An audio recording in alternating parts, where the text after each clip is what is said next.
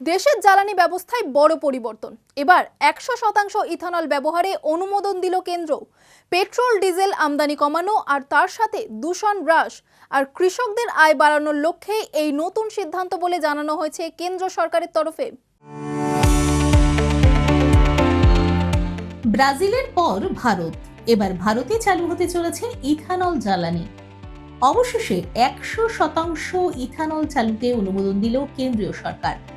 এতদিন পর্যন্ত ইথানল মিশ্রিত জ্বালানি ব্যবহার করা হতো, অর্থাৎ পেট্রোলের সঙ্গে কখনো 20%, আবার 85% পর্যন্ত ইথানল মিশিয়ে জ্বালানি হিসেবে ব্যবহার করা হচ্ছে। 100% ব্যবহারেও খুব শীঘ্রই অনুমোদন দেওয়া হবে বলে শোনা যাচ্ছে।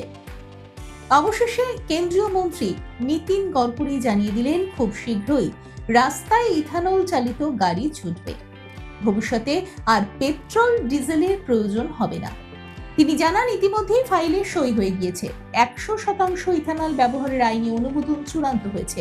মন্ত্রী মনে করছেন, এই সিদ্ধান্ত ভারতের জ্বালানির আমদানির উপরে অনেকটাই নির্ভরতা কমিয়ে দেবে এবং বিদেশি মুদ্রার সাশ্রয় ঘটাবে। ইতিমধ্যেই বেশ কয়েকটি গাড়ির সংস্থা 100% ইথানল চালিত সংস্করণ বাজারে এনেছে। ইতিমধ্যেই মারুতি সুজুকির ওয়াগনারের একটি মডেল উদ্বোধন করেছেন তিনি, যা সম্পূর্ণ 100% ইথানলে চলবে। এছাড়া আরো দুটি মোটরসাইকেল বাজারে এসেছে, যা সম্পূর্ণ ইথানলে চলবে।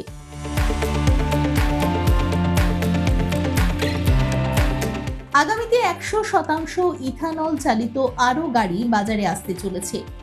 E100 হলো এমন এক ধরনের জ্বালানি যা সম্পূর্ণভাবে ইথানল দিয়ে তৈরি। সাধারণত আখ, ভুট্টা এবং অন্যান্য কৃষিজ পণ্য থেকে ইথানল উৎপাদন করা হয়। বর্তমানে পেট্রোলের সঙ্গে নির্দিষ্ট অনুপাতে ইথানল মিশিয়ে ব্যবহার করা হলেও E100 জ্বালানির ক্ষেত্রে শুধুমাত্র ইথানলই ব্যবহার করা হবে।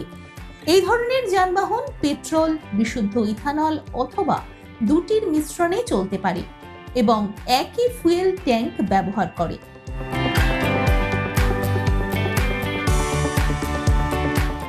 ভারত তার মোট অপরিশোধিত তেলের প্রায় 90% বিদেশ থেকে আমদানি করে, ফলে আন্তর্জাতিক বাজারে তেলের দাম বৃদ্ধি পাচ্ছে, যা সরাসরি প্রভাব পড়ছে ভারতের অর্থনীতির উপর।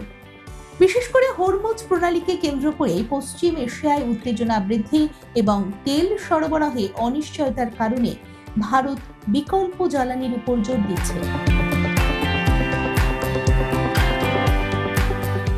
দেখুন এই সময়ের তথ্য ও চিত্র প্রতিদিন রাত 9টায় ও সকাল 8টায় শুধুমাত্র চ্যানেল 1-এ।